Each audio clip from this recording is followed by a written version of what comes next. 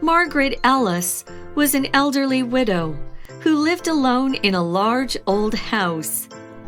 It was in a quiet suburb, and it had front and back gardens and a wooden porch. Recently, however, Margaret was troubled by reports of thieves in the neighborhood. Luckily, she was friends with the local police. She was especially close to a police officer who knew her well. His name was Officer Stephen Blake. One evening, Margaret heard the sound of a window breaking. She went into the kitchen and found a man standing inside the back door. He was dressed all in black and wearing a mask. He was also carrying a long knife. Margaret was very frightened. But then she remembered that Officer Blake would soon pass by her house as he did almost every night. "Don't make a sound," said the robber in a shaky voice as he walked slowly toward her. Just then, there was a knock at the front door. Margaret remained still, and the visitor knocked again. "Go answer the door," said the robber, "and be careful." Margaret went to the front door, and the robber followed. She shouted out, "Who is it?"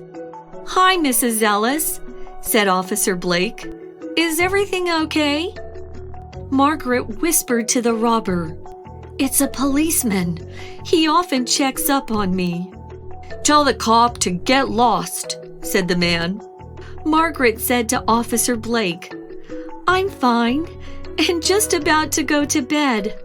Don't worry, my husband will be back from his trip tomorrow." "Are you sure?" Officer Blake asked again. "Yes, Officer Blake," Margaret answered. "I just said goodnight to my husband on the phone, and good night to you too." "Okay, Mrs. Ellis," answered Officer Blake. "Good night." "You did well," said the robber.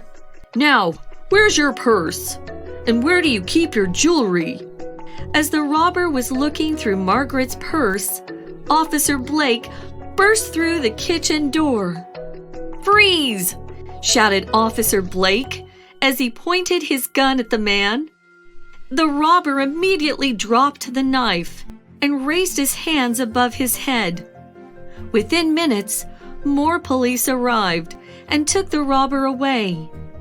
As the difficult night finally came to an end, Margaret thanked Officer Blake. "I knew that you would save me," she told him. "Not me," Officer Blake replied. "You saved yourself."